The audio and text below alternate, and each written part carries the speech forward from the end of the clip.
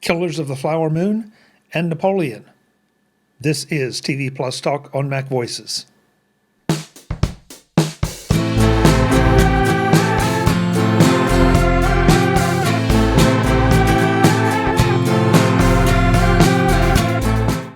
Welcome to TV Plus Talk. I'm Chuck Joyner, and she is... I'm Charlotte Henry. It's nice to see you again, Chuck. Good to see you as always, Charlotte. I really do look forward to these because it seems like each month Apple TV Plus seems to rise up into the headlines with something that we have to discuss. I mean, it's true. It's gone from being this kind of nothingy, everyone thought it was a bit weird streaming service to okay, it's been 4 years now, but now there always seems to be big stories and big shows to talk about and big directors who are part of it. So should we start with Ridley Scott? So you know my bugbear of very long movies. You know, we've discussed this and we'll discuss it a couple of times in the show. So Ridley Scott has decided it's acceptable to release a 4-hour cut of his movie Napoleon on Apple TV Plus. Chuck, this is not acceptable. I mean, I prefer it that it's in a streaming service where you can break and make a snack and go to the bathroom. But really, I'm just not no, why? Why? Do some editing. And I may be a little bit different than you because if the story is you have a concentration span and patience. Well, not oh my gosh, no, nobody's ever accused me of that. But I think you just said it. It's a 7-hour cut, I believe, as opposed to whatever. It's 4 hours. I mean, it's 4. Okay, 4-hour cut. Release 4-hour cut. So all right. So as long as you're going to release a smaller, shorter cut that is for general consumption, and then if you want to indulge yourself, and especially on a streaming service, hey, why not? You know, because there may be people that are just that much into it. Look, there's always been in the DVD era, there was always people that would buy the extra cut of, all sorts of movies on the DVD, wouldn't there? You know, big fans. So you're right. No one's forcing you to watch it. If it's on a streaming service, you can pause it as you wish. You can watch it in 4 1-hour chunks if you want. Make it like the David Beckham documentary on Netflix and split it up. I totally get that. I just think as a general rule, directors are just getting too grandiose and losing their ability to edit, and no one is saying no, and no one's saying, actually, you should probably put this into 2.5 hours, or even, dare I suggest it, under 2 hours. Can you imagine such a thing? I think it's an interesting situation we have right now, Charlotte, because we have this attention span issue that you were joking about, of course. I think you were joking. But my attention span is terrible. Yeah, well, in media, in written articles on the web, or in text articles, I guess is the proper way to refer to it. You know, and we have this too long, don't read thing that goes on. And look, at some point, you can only cut down so much before you start cutting into content, to meaning, into meat and to the bone. And so, I think it's an interesting experiment. And I feel like it's one that's going to fall flat if it's not done well. If they release too many of these 4-hour cuts and they are terrible, nobody's going to watch it. Nobody's even going to give them a chance.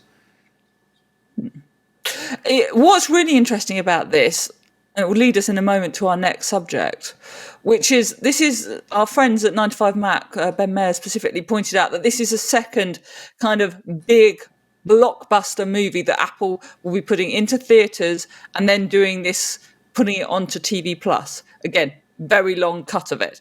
The other one is obviously Killers of the Flower Moon. But I think that's really interesting. I mean, the stat Ben talks about on his post, which we'll link to in the show notes, is that it's spending $1 billion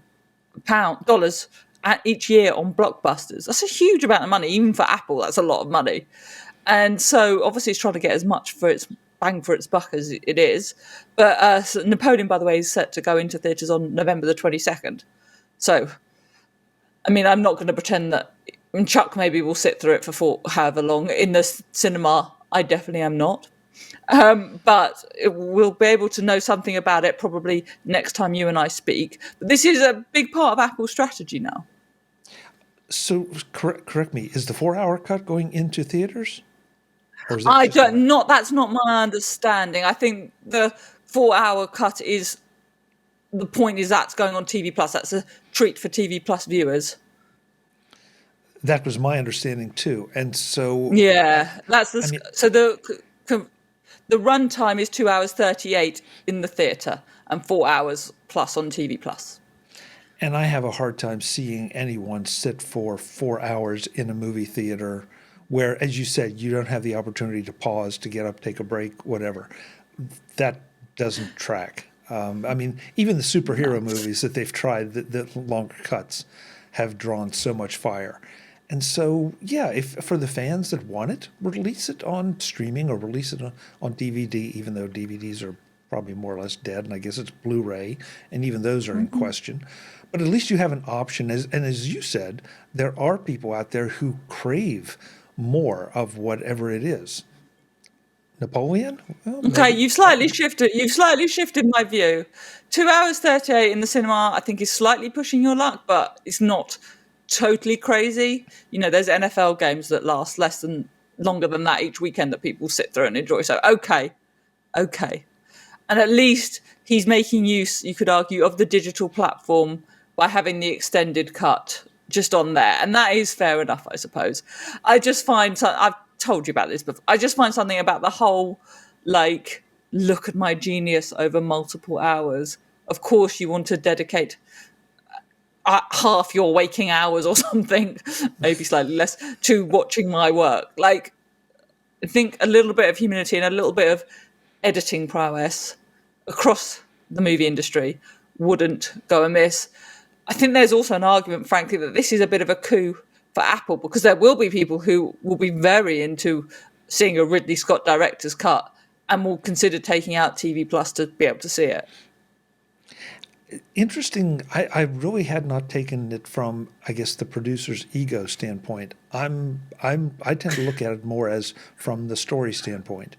If the story can be Yeah, but better you see, I don't told, think they're doing it from that. well, you know, let's put it this way: I'm much more likely to watch 4 hours of a Ridley Scott directed movie than I am of Joe Smith from down the street. So yeah, they're probably leveraging that. Same thing with Scorsese. Sure. Yeah, I just think there's an element of like, okay, let me put it this way to you, Chuck. How many times have you gone into a movie that's 2.5, 3 hours long, and there's been a section, about half an hour section or so, where you're like, I didn't need this. This could have gone.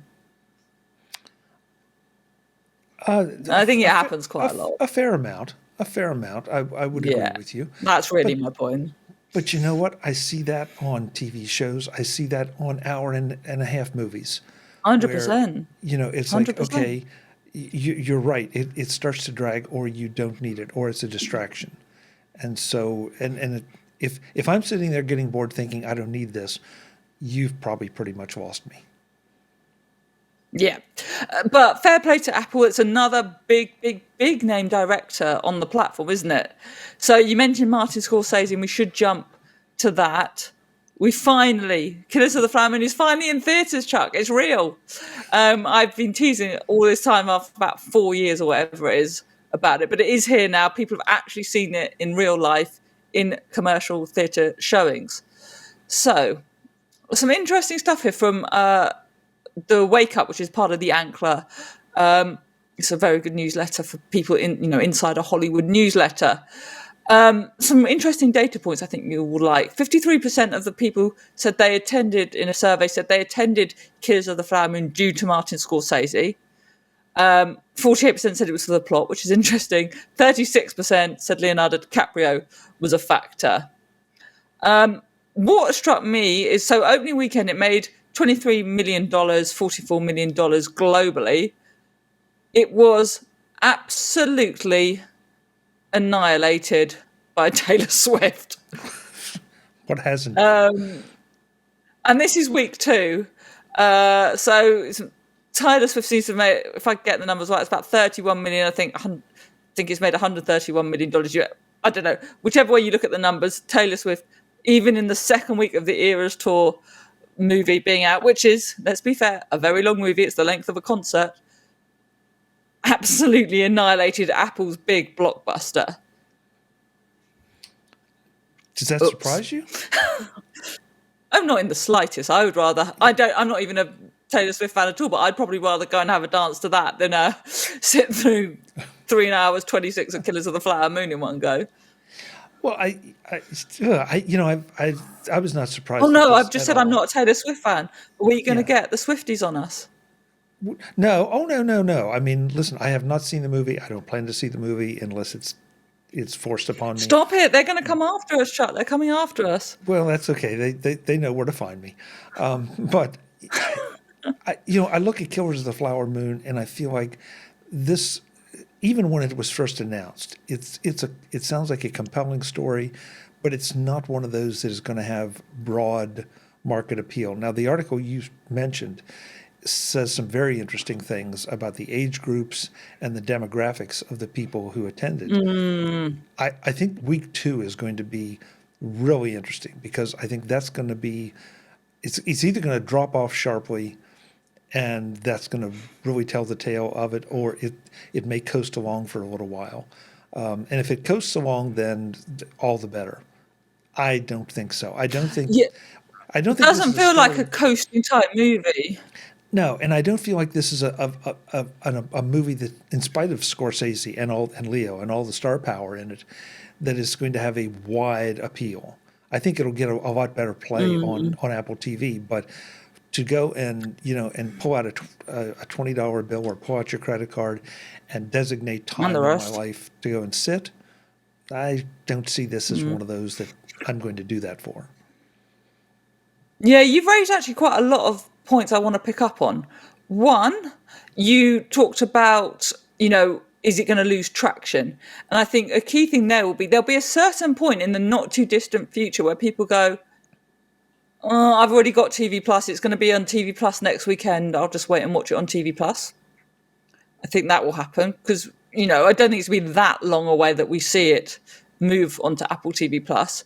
I think the demographic stuff is very interesting. I've got some data points on that from the Wake Up that I'll break down for you.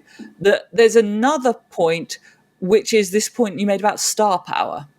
And of course, the actors' strike has not been resolved. The writers' strike has, but the actors' one hasn't.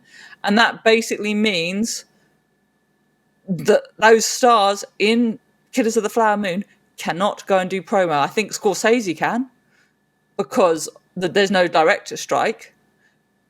But Leonardo DiCaprio and co. cannot. I've actually seen, it's interesting, I saw him on the front of a glossy magazine, and I don't know when that would have been done, and it came out, that was obviously promo for Killers. But beyond that, they can't do talk shows. They cannot, get on every podcast. They cannot be everywhere like Apple would have hoped they were when they signed up, spent goodness knows how much on this film. And the actor strike has still not been resolved. And so actors are not allowed to go and promote pre-existing work, never mind shoot new work. It's a huge, huge issue. So, question for you, Charlotte. Does, let's say Leo appears on, I'm not sure what a popular morning show might be in the UK, but... Sure. I don't think any of those shows would get Leonardo DiCaprio. I'm thinking maybe at best the Friday night, Saturday night shows. Okay, well, Friday night, Saturday night shows. So, yeah. I mean, your culture's a bit different. Does that does an appearance by him or anyone make you want to go see the film? Or is it just a matter of them talking about it? I think it makes people aware of the film. I think it helps with awareness. I don't know how many people, if I walked down the street where I live and was like, do you know there's a new Leonardo DiCaprio film out? Do you know what it is? Do you know what it's called? I really don't know how many people would know that, when I think they probably would in other circumstances. And I think that's fair. That's the word I was going to ask you about, is awareness. And so awareness, yeah, okay. Maybe I'm different, and I think we've had this conversation before. I very, very, very, very seldom go see a movie because actor X is in it. I'm more interested in the story and what they're telling. And there are times that it might go the other way, that if Actor X is in it, I probably will wait and catch it sometime on one of the streaming services. Yeah. You mentioned the data point, so let's go back into that because, as I say, Sean McNulty at the Wake Up put a bunch of interesting data in there. He found that 44% who went to see Killers of the Flower Moon, I assume this is all US data, were under 30 years old. The children were into it. 27% were 25 to 34s, and apparently it was the under 25s that liked it the most. It was split 62% men, 38% women. If you want to get into the race element of it, it was 60% Caucasian, 17% Latino, 8% Black, 8% Asian, 7% Native American, which is obviously a relevant demographic in and of itself, and particularly relevant to this movie given the story. So all that's very interesting. My instinct is you're going to be right, and this is not going to have week 2, 3 momentum, and by week 4, 5 it will have sort of faded out as people wait to see it on TV Plus. So is this just free money for Apple? Great question. So apparently it was a $200 million budget and a $200 million. So basically they need to make $400 million at the box office. You think this is making $400 million at the box office, Chuck? Probably not. I do not think so. Obviously, that means a lot of work to do on TV Plus. I think the point for me though is this: I'm not sure Apple is doing this. I'm not sure it's doing Napoleon by Ridley Scott to make money. Apple has a lot of ways to make money, and it cares about making money with services. We know that. It doesn't pretend otherwise. But what Apple really wants with TV Plus, particularly in Hollywood, is credibility. And having people like Scorsese, Leonardo DiCaprio, Ridley Scott, that gives you Hollywood clout. And I think in this first rung of movies, that's what it really cares about. What do you reckon? I would agree completely, and that's why I said, is this free money? Is because if these were just being produced for Apple TV Plus, yes, they're going to draw some people in, but that's going to have to be an even larger number of of subscriptions sold to justify it. Here, if you do it in the theaters, look, you have the benefit of us talking about it and other people talking about it that would probably not be as much if it were just on the streaming service. So they're getting some money back from both of these that they wouldn't have if they had just done it straight to Apple TV Plus. You and I think, might have even been the first show we did on this, discussed whether people sign up for streaming services for movies or TV series. And I felt pretty strongly it was TV series and live sport was basically what drives subscriptions. And if there are good movies, then that's great too. And this, I think, really plays into that because maybe short term, someone might pay, what is it, $7.99 or $9.99, whatever it is, for Apple TV Plus now. They've bumped up the prices a bit at one point. And they might think, do you know what? I really want to see this movie. I really like the cast. It's directed by Scorsese. I'm going to watch this movie. It's a really interesting, powerful story. So I'm going to spend whatever it is, $10 to watch the movie. But then I might not renew my Apple TV Plus subscription. They've saved from seeing it in the cinema and might well not be bothering to keep a subscription, retaining a subscription to TV Plus. Whereas I think you watch for the morning show, you're at least getting through 2 months of a TV Plus subscription, by which point you might well be in for quite a decent amount of time. That's a real good point. That's a real good point. So Apple sort of has the best of both worlds. They're getting theatrical money, theatrical release money, but they're also potentially benefiting from the power of the subscription. I guess so, but also remember, theatrical release is this is an Oscar play, right? And you cannot be nominated for Best Picture unless there's very high now theatre release criteria to get into the Best Picture. So that's also important in this context. Like, it wants to win another Oscar. Right, and I am not nearly well enough versed in the movie industry to know off that 44 million what it costs Apple to get it into those theaters. Obviously, there's a percentage Yeah, of some kind. yeah, So, no, but I agree with you that if the Oscars mean something, and they apparently do to a large portion of the audience, then absolutely, then the game's out there, and you've got to play it, at least until Apple can rewrite the rules to its own liking.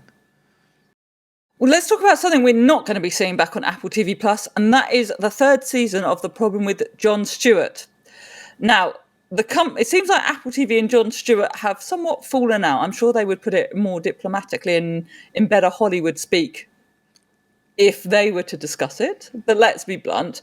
So the issue seems... Sorry, let's start, because I think it was a pretty popular show on Apple TV Plus. Did you ever watch it? No, but I will do a full disclosure here. I was never a Jon Stewart fan. So when I know it's a big deal, and I know it was a big deal that he was on Apple TV Plus, but it wasn't my Certainly thing. was. So I adored Jon Stewart on The Daily Show. We used to get it here every day. It was available to watch. We basically got it, I think, the day after it aired in the US for obvious time reasons. But you could watch it. And it was great. I loved it. I really enjoyed it.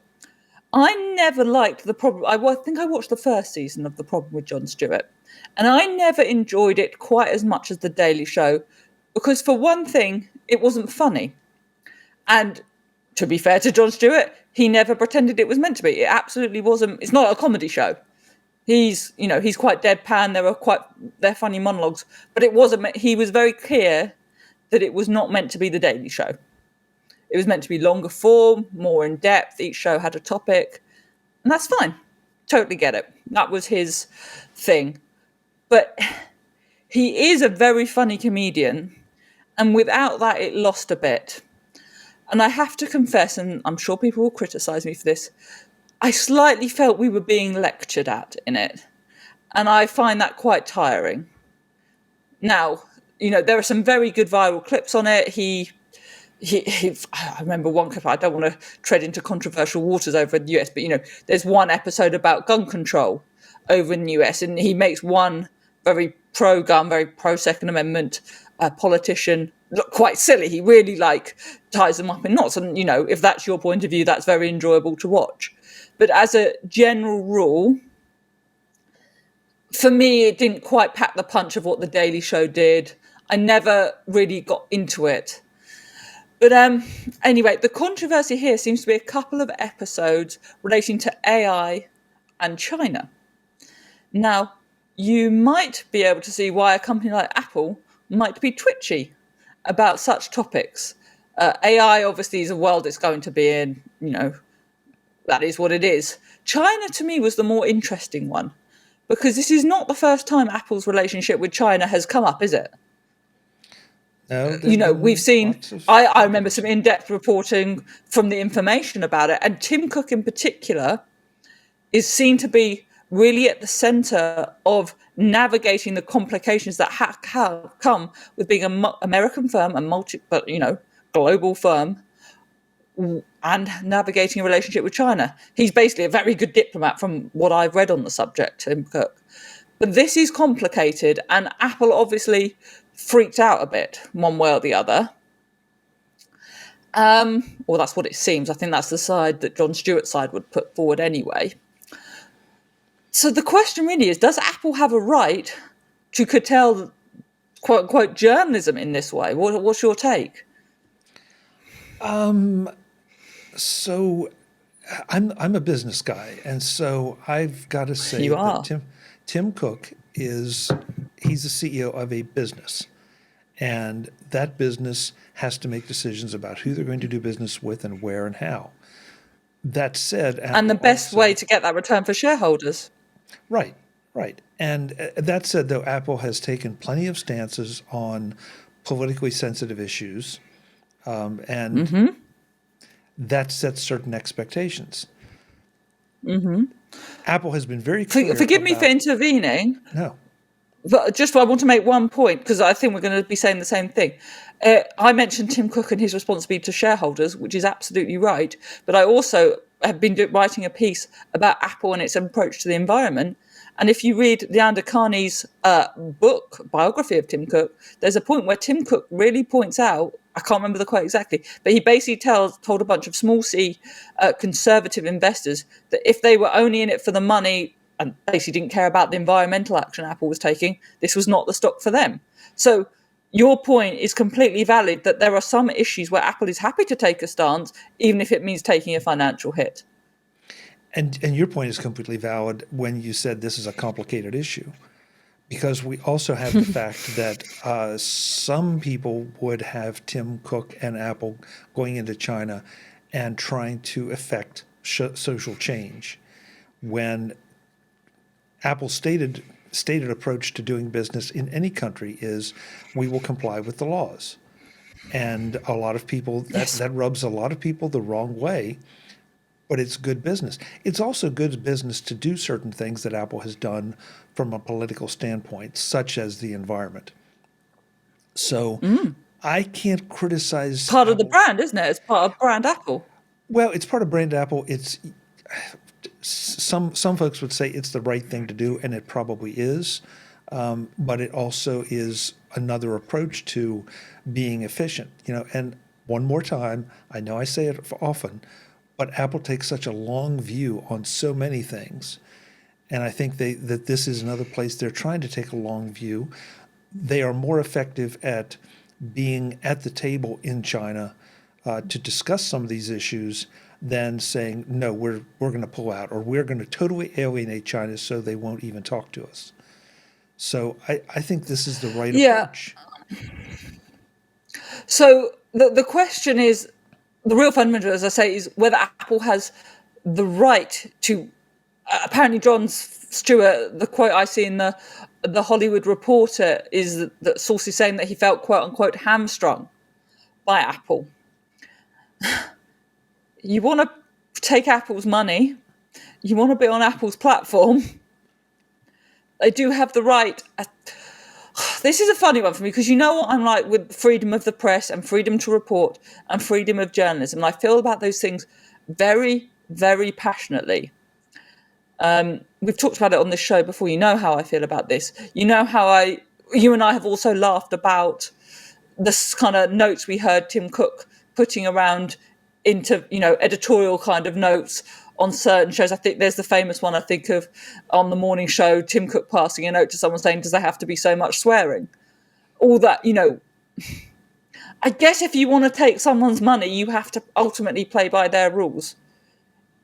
If Jon Stewart wants to do completely independent journalism, introduce yourself to YouTube and don't take the app money from Apple. I don't know. It is a hard one. I'm not sure. I don't know which side of this I come down on, if I'm really honest. And I might feel differently if I really loved the show. Well, much to my surprise, first of all, who are you and what have you done with Charlotte Henry? Because this does not sound like the Charlotte Henry I know. But I. Oh, how do you mean? Well, I expected you to stick up for Jon Stewart a lot more, but I think there are certain. Well, I do. I do have a lot of sympathy. I admire the sort of determination for freedom and journalistic integrity. I think that is really important. I think Apple could be a great facilitator of that, given the mess we see media in generally.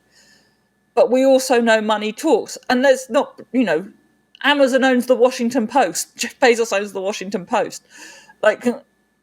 These things are not clear and simple at all.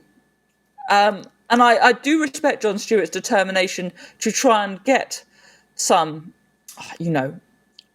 journalistic independence. I do think that's important. And Apple and the executives in charge of TV Plus might have to ask themselves, do they want to be bothered with these kind of shows in the future? Is it more trouble than it's worth? I think that will be what it comes down to. And I think you have to ask the questions, is Jon Stewart a journalist or is he an entertainer? And was this to be a journalistic examination of things, his Apple TV Plus show, or was it supposed to be an entertaining look at things? Or was it just supposed to be a ratings play because it was Jon Stewart and people were expecting more of The Daily Show? I think all of the above. I think they never pretended it was the Daily Show, but I think people wanted the Jon Stewart from the Daily Show elements. I think he wanted to do what he would see as proper journalism and proper investigations, and hired a team to do that. I think Apple wanted the ratings that come with having Jon Stewart and all that brings with it. I think it was all of it. And for whatever reason, it clearly just has come to an end of working. I think it's a shame. Look, this was a show that got 5 Emmy nominations. Like, it wasn't a nothing. It mattered. People really did like it. But I don't know. The truth is, John, if I had seen this show and Apple had let Jon Stewart have complete free reign, I'd have been really admiring it. You know that. That's the truth. But I also understand the messy reality. And John, absolutely. I mean, from the little bit that I read about it, there are no contractual restrictions on him that he has to wait out his Apple TV Plus contract. It sounds like they cut him loose. He can go and, as you said, go to YouTube, buy a Vimeo channel, and then go crazy, and do what you want, and then you will have the ability to talk about anything in any way you want, and you're not beholden to anyone. But if, on the other hand, we're talking about what Jon Stewart was doing for Apple. What was Apple doing for Jon Stewart? They were giving him a platform. They were giving him a guaranteed audience. And a lot of money. And a lot of money. Much money. And so, you can't look at it in a vacuum. So you got to go both ways. And as you said, at some point, why am I going to be paying for somebody to beat me with a baseball bat? Well, I don't know, Chuck. But yeah, I think it's a shame it's ended like this. I think there isn't a nice reflection on Apple. I think it's probably a blunt reflection of reality. I'll be kind of interested to see what Jon Stewart does with it all. It'll be interesting to see. Well, we've certainly got a lot to unpack. Hopefully next month, what we'll be doing, must have a finish of the morning show. We'll have some more numbers, obviously, from Killers of the Flower Moon and probably the Ridley Scott movie we've talked about today. So there'll be a lot still to come from TV Plus Talk. So make sure you're subscribed to our YouTube channels and you don't miss an episode of it, because that would be a shame. It would absolutely be a shame. But I just thought of one thing I do want to throw in. Hit me. And I've lost his name. Tom Hanks. You remember the little incident with Tom Hanks with when he had the movie out that ended up being on Apple TV Plus because the theaters were not open. Apple saved the movie. Apple saved the movie, and Tom made a couple comments and he had to walk those comments back. So this is not an unprecedented situation where Apple has exercised some influence. Yeah. So for people that don't remember, Tom Hanks movie, I've forgotten the name. It was the one when he was a captain at sea, wasn't he? Mm-hmm. It was about to come out it was meant to come out in the cinema. Obviously, COVID ruined that. Apple rescued it and agreed to put it out on TV Plus. Did a deal to put it out on TV Plus. It wasn't charitable. Tom Hanks then went on a couple of talk shows and was moaning that it wasn't going in cinemas. And then a day later, was told to maybe be a bit more excited that your film is getting out on TV Plus. Yeah. So Apple has the platform. Apple has the platform. Tom wanted his movie distributed. John wanted to be on Apple TV Plus. Whether Apple TV Plus outbids everyone, or whether he wanted to the freedom that streaming gives him. It's just I think it's important to recognize that this is not the first time. It's not going to be the last, and I guarantee you it happens at every network here in the UK and around the world. That somebody at the top says, "Wait a minute, there is a bridge too far." Mm-hmm. So. And look, it's a very difficult element of our modern media environment. Who owns what? Tech companies owning media companies owning tech. It's all a very, very messy thing now, and these are going to be the type of incidents that arise. Yep, you're right. But we'll be here to try to make sense of them, or to inflame your opinions of them, depending on which way you see it. Certainly, I'm feeling inflamed. Right, where can people keep up with you, Chuck? Over at MacVoices.com. That's where I publish all the interviews I do with people in the tech space and beyond. And we also have a live show Tuesday nights at 8 p.m. Eastern, 5 p.m. Pacific, whatever time that is, wherever you are, at youtube.com/MacVoicesTV. And on the socials, you can find me as @ChuckJoyner. And he's fully independent. I'm also fully independent over at theedition.net, or sign up straight over at newsletter.theedition.net. I'd particularly love you to take out a paid subscription because it helps keep me independent. I'm all over social media as well, at Charlotte A. Henry or at Char A. Henry. Obviously, do subscribe to the YouTube channel as well, The Edition's YouTube channel. And we'll see you all next month. Thanks for watching. Visit MacVoices.com for show notes and to connect with Chuck on social media. Get involved in our Facebook group or like our Facebook page, and get more out of your Apple tech with MacVoices Magazine, free on Flipboard and on the web. And if you find value in it all, consider supporting us through either our Patreon campaign at patreon.com/MacVoices, or by making a one-time donation via the PayPal link on our front page and in the show notes of each episode. You will join these fine people who help bring you Mac Voices.